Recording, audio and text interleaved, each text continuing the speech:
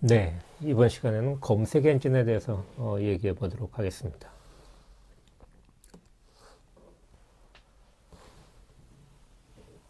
앞서 말씀드린 대로 미국에서는 또 유럽연합에서는 구글이 압도적으로 검색 시장을 차지하고 있죠. 미국에서 구글이 70%의 검색 시장 점유율을 보이고 있습니다.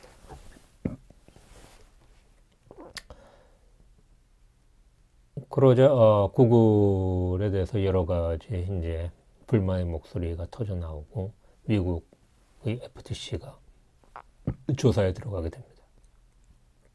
2013년에 조사 결과를 FTC가 발표하는데 전반적으로 구글이 검색 버전업에 의해서 이용자 만족도가 향상됐다.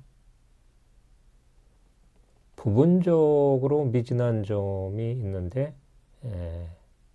경쟁사 콘텐츠를 무단 이용한다던가 배타적인 광고 거래를 강제를 한 점, 이와 같은 점이 지적이 되고 시정 요치 들어갑니다.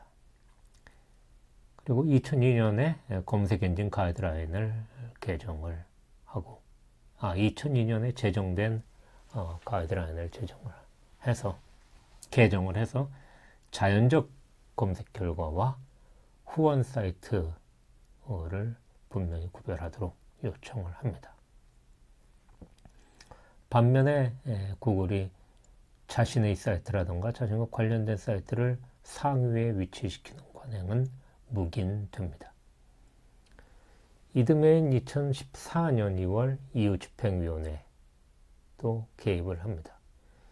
EU에서는 구글의 시장 점유율이 더 높아요. 90%에 달하죠. 조사 결과는 미국과 거의 유사한 내용으로 미국에서는 조사 종결임에 비해서 EU에서는 동의 의결에 의해서 위와 같은 내용, 지적된 내용을 시정 의무화하게 됩니다. 한국에서도 검색 엔진에 전혀 이의가 없었던 건 아니죠. 한국공정거래위원회는 2014년 네이버와 다음에 대해서 조치를 취합니다. 반면에 구글에 대해서는 적어도 한국 시장에 있어서는 당시 구글은 시장 지배력이 존재하지 않는다 라고 해서 조사를 종결합니다.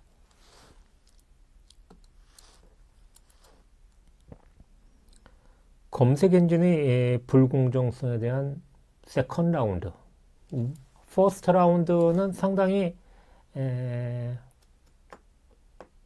조사 결과가 검색 엔진 친화적이었다라고나 할까요? 사소한 정도의 시정 조치를 요구한 외에는 크게 개입을 하지 않았습니다. 전반적으로 크게 문제 없다라는 것이 조사 당국의 판단이었습니다. 반면에 이 세컨드 라운드에 들어와서는 조금 더 적극적으로 개입을 하게 됩니다. 2017년 6월 EU 집행위원회는 구글이 검색 시장의 지배력을 이용해서 자사의 가격 비교 서비스에 부당한 이득을 주었다라고 금지 명령과 함께 4억 2천만 유로의 과징금을 부과합니다. 구글은 이에 불복해서 법원에 소송을 제기하면서 비교 쇼핑 서비스의 우선 노출과 관련해서는 그래 우리 그럼 경매제를 공평하게 시행하겠다라고 합니다. 그런데 자금이 넉넉한 구글 비교 쇼핑이 여전히 경매제 하에서 상단에 위치하는 그러한 결과를 초래합니다. 2019년 3월에 EU 집행위원회는 구글에 대해서 1.49 빌리온 유로의 과징금을 부과를 합니다. 이유는 온라인 검색 광고 시장에서 지배적 지위를 이용해서 다른 경쟁사와의 계약을 제약했다라는 그러한 이유입니다.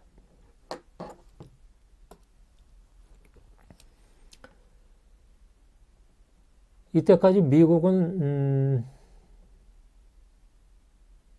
검색 엔진에 대한 규제에 상당히 소극적이었습니다. 우선 생각해 볼 수 있는 것은 구글이 자국 기업이기 때문이다 라고 그렇게 얘기할 수가 있겠죠.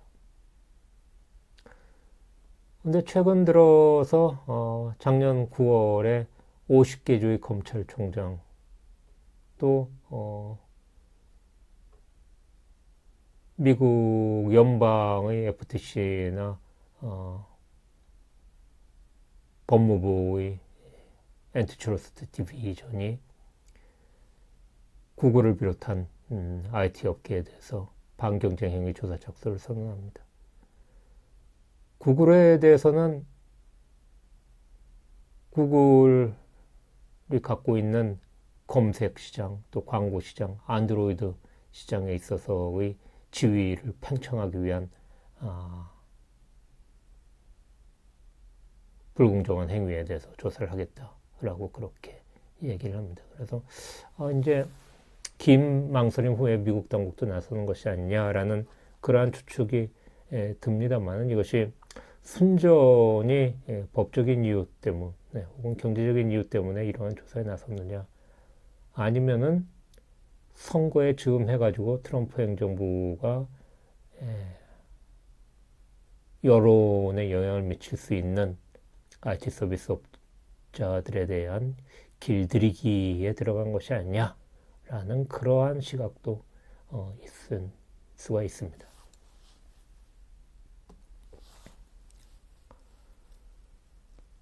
이같이 검색 엔진은 여론에 상당한 영향을 미칠 수가 있다는 차원에서 검색 엔진과 표현의 자유 간의 문제를 살펴볼 필요가 있습니다. 또한 관련된 미국 판례가 보시는 바와 같이 다수 있습니다.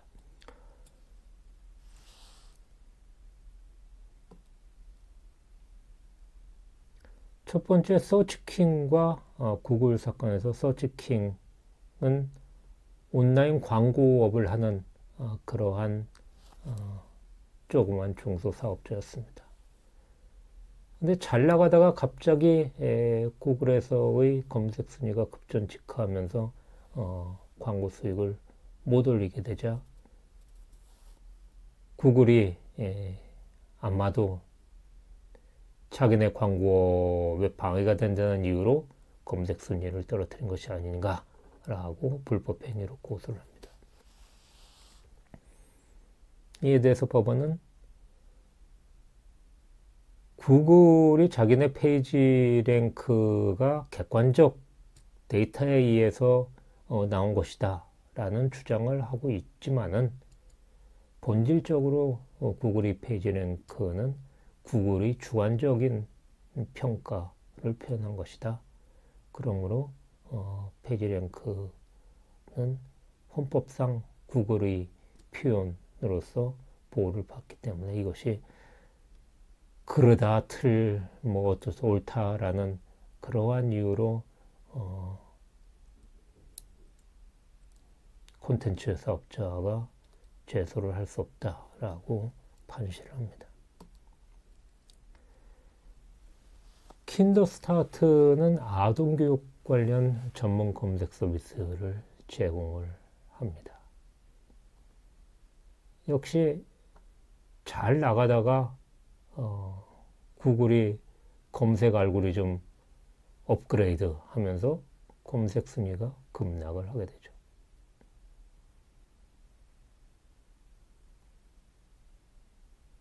마찬가지로 킨더스타트도 구글이 자기네 전문 검색 서비스와 충돌한다는 이유로 이게 검색 순위를 아래로 내린 거 아니냐라고 구글을 독점금지법 위반, 표현의 자유 침해, 불공정 행위로 고소를 합니다. 독점금지법 주장하기 위해서는 청구의 성립 요건에 대해서 조금 전문가적인 검토를 통한 작성이 필요합니다. 앞서서 우리가 본 바와 같이 시장 점유율이 어느 정도냐, 그 시장 점유율이 시장 지배력을 추정하기에 충분하냐, 아니면 다른 요소가 또 있느냐, 또 시장 지배력을 남용했느냐, 그 남용에 정당한 사유가 있느냐, 불합리하냐, 이와 같은 것에 대한 엄밀한 입증을 해야 되는데, 킨더스타트는 조그만 사업자가 그런 것을 할 수가 없었죠. 그래서 입증불비로 기각을 당합니다. 또 표현의 자유는 구글에 대해서 주장할 수 있는 것이 아니다. 구글은 민간 사업자다. 국민의 기본권을 지킬 헌법성 임무는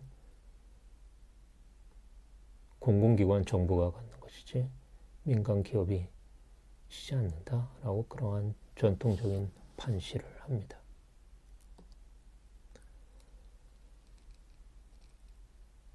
킨더스타트는 검색 엔진은 구글이 객관적으로 검색 서비스를 제공한다고 했으니까 그러한 주장으로부터 공적 포럼이 되는 것이다 라고 주장을 했습니다마는 그러한 원고 주장을 법원은 배척을 합니다.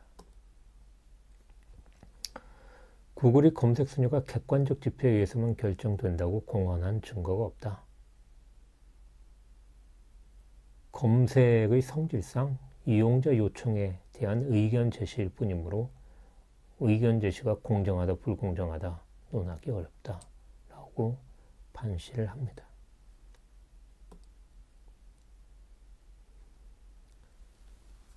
랑돈이 제기한 사건에서 랑돈은 노스캐로라이나의 신문고 역할을 하는 사이트로서 노스캐로라이나 ncjusticeFraud.com 이런 것을 해가지고 일종의 내부 고발자, 노스캐로라이나 주정부의 내부 고발자들의 내부 고발 통로를 제공을 합니다. 또 한편에 있어서는 중국의 폭정을 고발하는 ChinaIsEvil.com 이라는 사이트를 운영해서 광고를 유치를 합니다. 그런데 잠시 이게 반짝 관심을 끌었었는데 갑자기 이제 순위가 내려간 거죠. 그래서 랑돈은 구글이 검색 순위를 조작하고 다른 사업자, 구글뿐만 아니고 다른 검색 엔진들도 광고 거래를 거부했다라고 해서 고소를 합니다.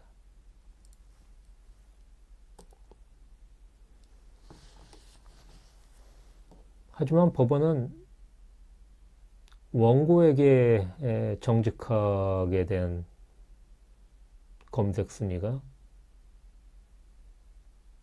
피고에게는 원하지 않는 표현을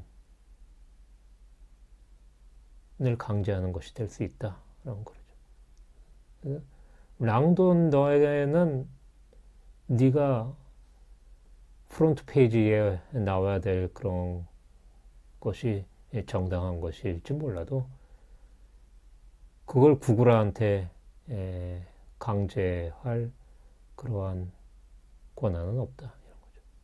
만약에 그것을 강제를 한다라고 하면은 그것은 구글의 편집권과 구글의 표현의 자유를 침해하게 된다라고 그렇게 판단을 합니다. 또한 구글이라던가 다른 검색 사업자들이 랑돈의 광고 유치를 거절을 한 것은 그것은 구글과 MS 등이 영업적 판단에 의해서 그들이 영업의 자유를 구체적으로는 거래 상대방 선택의 자유를 행사를 한 것이기 때문에 문제될 것이 없다라고 얘기를 하죠.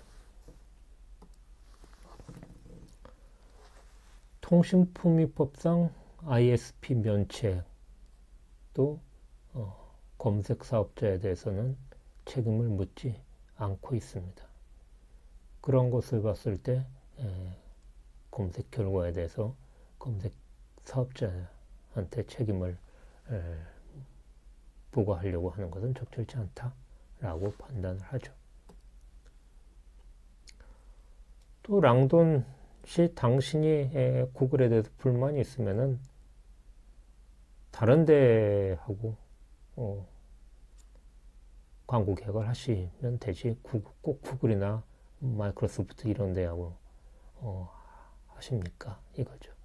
뭐 페이스북하고 한다던가 아니면 다른 뭐 케이블 광고를 한다던가 다른 대안이 미국에는 많다라고 얘기를 합니다.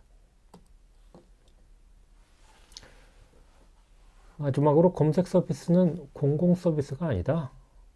커먼 캐리어가 아니기 때문에 커먼 캐리어 오블리게이션을 지지 않는다라는 그런 거죠. 앞서도 말한 대로 구글한테 원하지 않는 표현을 강제할 수 없다라는 것도 이러한 커먼 캐리어 의무를 지지 않는다라는 판단과 일맥상통한다라고 볼 수 있겠습니다. 지안장 vs 바이두 의건에서는 원고들은 미국 민주화, 중국의 민주화와 관련된 시위를 주장한다던가 중국의 폭정을 폭로하는 것에 관심을 가진 뉴욕 시민들이 왜 이와 같은 우리 노력 혹은 중국 내부에서 민주화의 목소리를 내는 그러한 지사들에 대한 활동 정보를 바이두라는 중국어 검색 사이트에서는 보여주지 않느냐? 이것은 중국 민주화를 요구하는 우리들의 목소리, 표현의 자유를 제한하는 것이다 라고 바이두를 상대로 소송을 제기합니다. 법원은 오히려 바이두의 편집권과 표현의 자유를 우위에 둡니다. 미국에는 바이두 외에 검색 엔진이 많은데 굳이 바이두한테 이와 같은 기본권 존중 의무를 부과를 할 이유가 없다 라고 그렇게, 당신들도 바이두가 싫으면은 구글이나 다른 데 가시지 뭐 꼭 바이두 보고 이러한 표현을 보여줘라 라고 강요를 할 이유가 없다 라고 그렇게 판단을 한 것이죠. 또 사회 일반이 부적절하다고 생각하는 사상이나 표현도 소정헌법 제1조의 보호 대상이다 라는 설치를 합니다. 그래서 바이두가 하는 행태가 비교적 부적절하다라고 미국 시민들이 일반적으로 생각하더라도 그것은 바이두의 판단이고 바이두의 정책이기 때문에 존중해야 된다라는 것이죠. 샌 루이스 마틴은 자신이 운영하는 사이트 costnews.com에 대해서 구글이 검색 순위를 조작하고 광고 거래를 거부하였다고 고소합니다. 구글은 본건 제소는 구글의 표현의 자유를 제한하는 공공참여 방해소송금지법 금지 대상이라며 약식으로 기각할 것을 주장을 합니다. 법원은 구글의 손을 들어줍니다.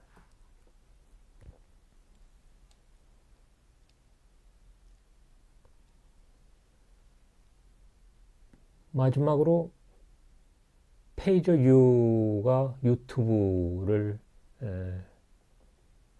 대상으로 제기한 소송을 살펴보도록 하겠습니다. 이 소송은 지금까지 소송이 지방법원 소송이었음에 비해서 이것은 연방 항소법원 판시입니다. 그러므로 이게 선례로서의 중요성이 있습니다. 2017년에 우파 행동단체인 페이저 유니버시티가 구글을 상대로 소송을 제기를 하면서 구글이 자기의 구글 유튜브가 자기의 게시물에 대해서 부적절한 것이다라고 이제 노란 깃발 올리고 이제 광고 유치 못하게 하도록 하고 뭐 그런 행동을 했는데 그와 같은 것은 자신의 표현의 자유를 침해한 것이다. 수정헌법 1조에 의한 표현의 자유를 침해한 것이다. 라고 그렇게 주장을 한 것이죠. 거기에 대해서 올해 2월에 캘리포니아 소재 연방 제9항소법원은 유튜브, 구글과 같은 사기업은 수정헌법 제1조의 구속을 받지 않는다. 사기업이다. 그래서 지금까지 앞서 살펴본 지방법원 판결들을 지지를 합니다. 설명하기를 유튜브와 구글이 아무리 많이 사용되고 있다라고 하더라도 본질적으로 사기업이고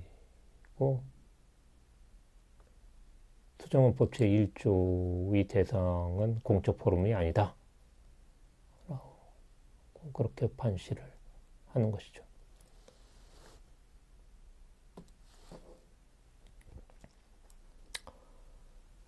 어떻게 할까요? 우리나라도 미국의 판례를 따를까요? 조금 생각해 볼 측면이 있는 것 같아요. 우선 우리나라도 표현의 자유를 헌법에 의해서 보호되긴 하지만 특히 미국의 경우 표현의 자유는 소위 제왕적 규정이다라고 그렇게 얘기할 정도로 안 미치는 곳이 없는 그러한 경향을 보이고 있습니다. 거기에 비해서 우리나라는 특별히 표현의 자유가 다른 기본권에 비해서 우위에 있다라고 뭐 판시를 한 적이 없어요. 헌법재판소가.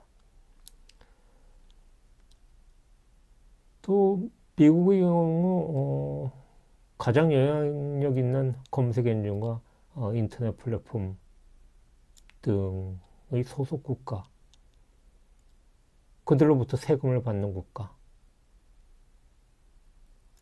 그들로부터 고용 증진의 혜택을 누리는 국가. 그렇기 때문에 그들의 활동을 제약하는 것을 꺼리는 그러한 것이 뭐 행정부뿐만 아니고 법원에서도 그러한 경향이 있는 것이 아닌가라고 우리가 또 생각해 볼 수 있는 것이죠. 그래서 무조건 미국의 판례를 따를 것이 아니고 기본부터 한번 따져볼 필요가 있는 것이 아니냐라는 것이죠. 그래서 한번 검색 엔진의 본질이 뭐냐라는 것을 생각해 보자는 것이죠. 검색 엔진이 하나의 파이프에 불과한 것이냐? 그래서 그냥 이용자가 여기에 대해서 보여줘 라고 하면은 그대로 가감 없이 뭐 보여주는 것이냐? 아니면 그렇지 않다. 검색 엔진이 나름대로 신문, 잡지의 편집인 것 같이 자신의 의사대로 데이터베이스를 돌려서 그 결과를 보여주는 것이다. 라는 편집 인설도 가능하죠. 또 뭐 신문이나 잡지의 편집과 같이 광범위한 수준의 표현의 자유를 누리지는 못한다라고 할지라도 어느 정도 이용자의 질의에 대한 객관적인 답변을 주는 자문자로서의 역할을 하지 않느냐. 그래서 자문자가 검색 엔진의 본질이다라고 판단을 할 수도 있겠죠. 그래서 어떠한 입장을 취하느냐에 따라서 검색 엔진에 어느 정도의 의무와 권한을 부여하느냐 차이가 있을 수가 있죠. 극단적으로는 검색 엔진은 이용자들 또 콘텐츠 프로바이더가 표현을 하기 위한 도구이다 라고 하면 그 도구는 중립성을 지켜야 되지, 도구로서 만족하지 않고 주인 역할을 한다라고 하면은 이것은 주인의 표현의 자유를 침해하게 된다라고 그렇게 얘기할 수도 있겠습니다. 이같이 도구가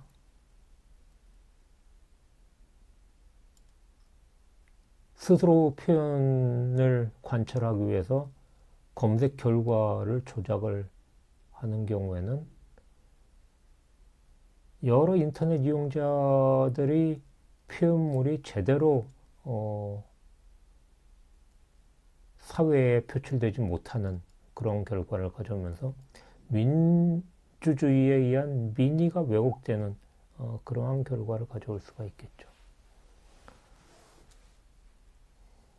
그리고 또 많은 CP들이 경제적 서비스를 제공하는 CP들이고 또 상업적 서비스 제공자인 경우에 이런 것들이 공정하지 않게 소비자한테 전달된다라고 하면은 그 사회의 경제적 효율성이 저하될 것이 분명합니다. 그런 차원에서 공정성이 문제가 될 수가 있겠죠. 그렇지? 뭐 경제, 사회, 정치적인 측면 모두 문제가 될 수 있을 것 같습니다. 만약에 검색 결과가 심하게 기만적이거나 부당한 경우에는 그런 것으로부터 소비자를 보호할 필요가 있습니다. 현행법이 그와 같은 것을 요구를 하고 있습니다. 또 오늘날은 소위 검색에 있어서도 테일러드 또 커스터마이즈드 검색 서비스가 증가하면서 검색 이용자의 프라이버시권도 문제가 되고 있습니다.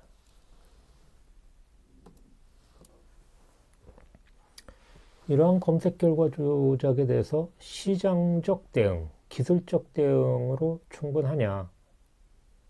우선 시장에 의한 대응은 시장에서 소비자 선택에 의해서 검색 조작은 응징될 것이라는 기대에 근거를 하지만은 소비자가 과연 그렇게 민감하냐? 또 사업자가 그렇게 대놓고 소비자가 인식할 수 있게 검색 조작을 하냐? 그러면 그렇지 않다라는 거죠.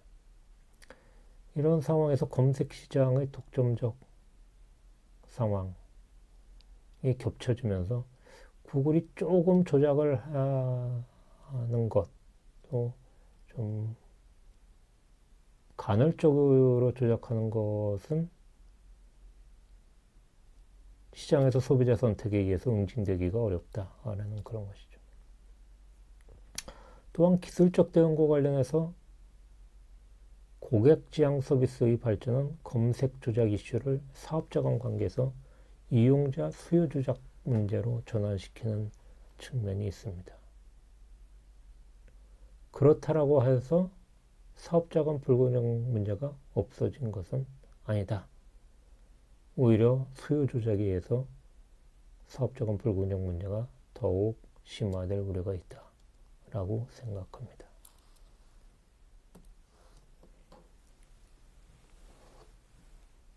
따라서 표현의 자유에 근거한 규제 반대로에는 일정한 한계가 있다고 생각합니다. 표현의 자유는 공적 이슈에 대한 평가와 비판, 지지를 통해서 개인의 자기 실현, 또 공동체의 자율성을 촉진하며 진실을 발견하는 데 기여를 한다라는 의의가 있습니다. 그런데 검색 순위는 평가, 비판, 지지의 대상이라기보다는 검색 의도와 웹상 정보를 연결하는 기능적 성격, 펑셔널 네이처가 크다라고 생각합니다. 검색 결과를 그에 대한 검색 엔진의 의견의 표현으로 인정하는 것은 사실에 반한다라고 생각합니다. 또 표현의 자유의 적용 범위를 지나치게 확대하게 될 것입니다. 설사 일부 표현성을 인정한다고 하더라도 다른 법익의 보호 필요성에 따라서 균형을 맞출 필요가 있습니다. 따라서 표현의 종류에 따라 법적 보호의 정도의 차이가 있으며 정치적 표현보다 상업적 표현은 낮은 보호를 받는 것이 타당합니다. 하물며 공적 인물에 대한 언론사의 의견이라고 하더라도 언론사가 그 정보가 거짓임을 알았거나 알 수 있었을 경우에는 책임을 집니다. 그렇다라고 하면은 검색 엔진이 특정 사이트의 이익을 해할 의도를 가지고 순위를 조작한 경우에 책임을 지는 것은 당연하다고 할 것입니다.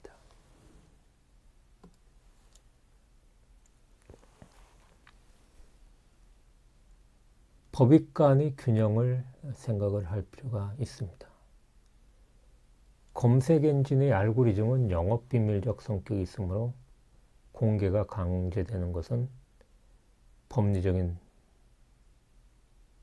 문제가 있으며 현실적으로도 이용자들 혹은 웹사이트들이 검색 최적화, 서치 옵티마이제이션을 하도록 유도하는 측면이 있습니다. 반면에 검색 알고리즘에 대해서 절대적 기밀성을 인정하는 것은 검색 엔진의 기밀성 남용을 유도를 할 수가 있습니다. 따라서 신뢰받는 제3자가 검색 엔진의 검색 기준과 알고리즘의 실제 적용을 그 양자 간의 부합성을 검증토록 하는 그러한 방법이 적절하다고 생각합니다. 표현의 자유와 검색 중립성 간의 갈등도 검색 정책의 투명성과 이 공정한 이행을 검증받는 선에서 균형점을 발견해야 될 것입니다.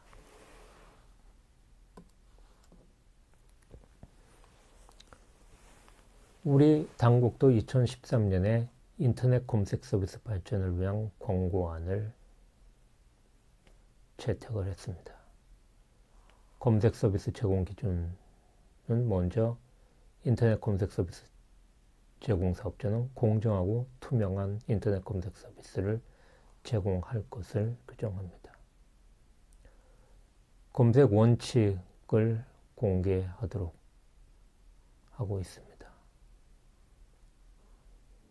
특히 검색 결과 및 그 순위를 결정하는 주요 원칙, 자사 서비스, 제휴 서비스 및 다른 사업자가 제공하는 유사 서비스를 처리하는 원칙, 기타 중요 검색 원칙을 공개하도록 권고하고 있습니다. 부당한 차별을 금지하고 있고요. 이용자 권익 증진을 위해서 다음과 같은 사항을 요구하고 있습니다. 인터넷 검색 서비스 제공 사업자는 이용자가 광고와 그 외 검색 결과를 명확하게 구분하도록 하고 있습니다. 자사 서비스를 검색 결과에 우선적으로 상단에 보여줄 경우에는 그것이 자사와 관련된 서비스라는 것을 명백히 표시를 하고, 또 스폰서 받은 서비스인 경우에도 스폰서 받은 서비스이기 때문에 위에 올라왔다는 것을 이용자가 분명하게 인지할 수 있도록 그렇게 요구를 하고 있습니다. 마지막으로 원본의 처리와 관련해서 인터넷 검색 서비스 제공자는 인터넷 콘텐츠의 원본을 우선적으로 보여주기 위해서 노력해야 된다라고 하고 있습니다. 근데 여러분 어때요? 우리 네이버나 이런 인터넷 검색 서비스를 통해서 검색할 때 원본을 가장 상단에서 볼 수 있어요? 제 경험에 의하면은 뭐가 원본인지 오히려 원본을 발견하기가 어려운 것이 한국 인터넷 검색 결과의 현실이 아닌가 그렇게 생각이 듭니다. 그것은 구글의 검색 결과와 비교했을 때 현저한 차이를 보여주는 그런 측면이라고 생각을 합니다. 그래서 이게 한국의 검색 업체들이 조금 더 노력을 경주해야 될 그러한 측면이라고 생각을 합니다. 또 정책 당국의 입장에서도 이것이 검색 서비스 발전 가이드라인이 권고안에 불과를 하기 때문에 우리가 이전에 살펴본 망중립성에 대해서 그 문건의 형식이 가이드라인 또 트래픽의 합리적 관리에 대해서 기준이라는 표현을 썼었죠. 그래도 전통적으로 우리 법의 기준이라고 하면은 행정 지도적 성격, 가이드라인도 이거 고시가 아니야? 그래서 고시의 경우에는 지켜야 되는데 라는 그러한 좀 수범자들, 사업자들의 인식이 있습니다. 그런데 권고안이라고 하면은 그거보다 훨씬 더 떨어지는 것이죠. 말대로 권고에 불과하니까 안 지키더라도 글쎄 미운 털은 조금 박힐 수 있을지 몰라도 특별히 법적인 불이익은 당하지 않는다라고 그렇게 생각을 할 수가 있습니다. 근데 보신 바와 같이 내용에 있어서도 이 권고안이 특별히 대단히 새로운 의무를 부과하고 있느냐라고 하면 그런 것도 아니고 검색 원칙을 공개하라라는 당연한 그런 거와 또 부당한 차별을 하면 안 된다. 이용자의 권익을 위해서 광고 받은 걸 구분하고 자사 서비스를 구분하라. 이러한 건데 이것을 단순히 권고라고 하는 것은 오히려 기존의 소비자 관련 법률이라던가 공정경쟁과 관련된 법률에 의해서 해석에 의해서 법적으로 의무 지을 수 있는 것의 어떻게 보면은 규범성을 저하시키는 그러한 측면도 있다라고 말을 할 수도 있겠습니다. 그래서 앞으로 이것을 문건을 조금 발전시킨다라고 하면은 이게 문건의 규범성을 제고하는 것이 내용의 구체성을 증진시키는 것과 함께 정책 당국이 노력을 해야 될 부분이 아닌가 그렇게 생각을 합니다. 감사합니다.